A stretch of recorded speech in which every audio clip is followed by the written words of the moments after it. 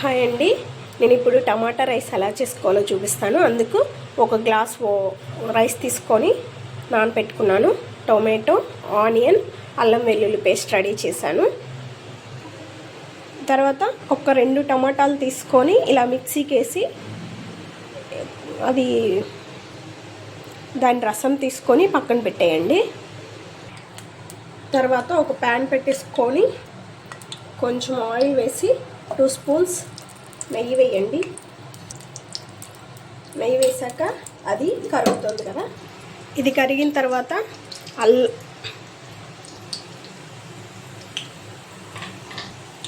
చెక్క, లవంగం, యాలక్కాయలు వేసుకొని తర్వాత 2 పచ్చిమిర్చి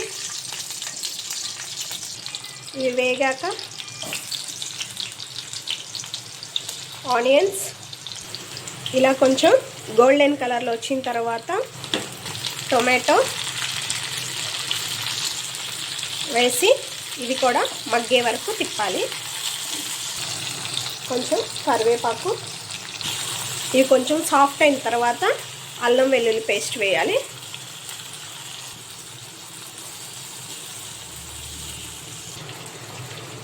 ఇలా ఆయిల్ పైకి వచ్చిన తర్వాత మిక్సీ వేసిన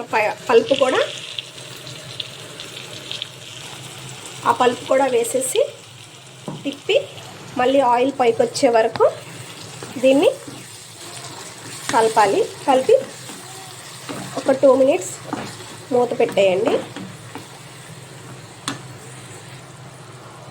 ఇలా ఆయిల్ పైకి తేలిన తర్వాత మనకి సరిపడినంత సాల్ట్ వేసుకోండి.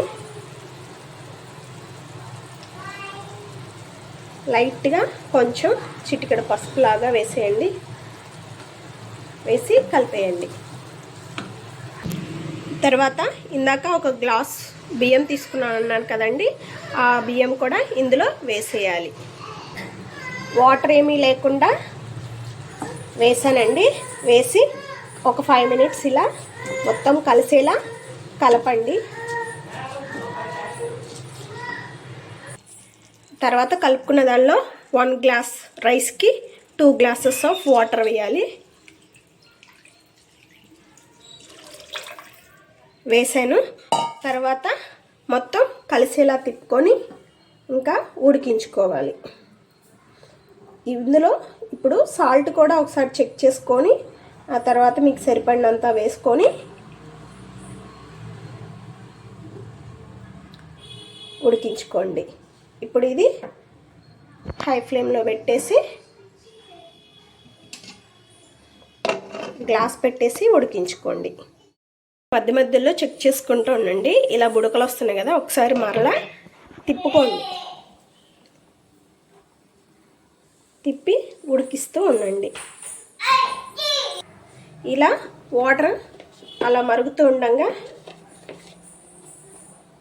కొంచెం ధనియా పౌడర్, కొంచెం గరం మసాలా వేసి తిప్పండి. తిప్పి ఉడికించండి. రైస్ దగ్గర పడుతుందండి. ఇలా మళ్ళీ ఒకసారి కలుపుకోవాలి. టొమాటో రైస్ చక్కగా ఉడికిపోయిందండి. దీనిపైన కొంచెం కొత్తిమీర కానీ అది వేసుకుంటే వేసుకోండి.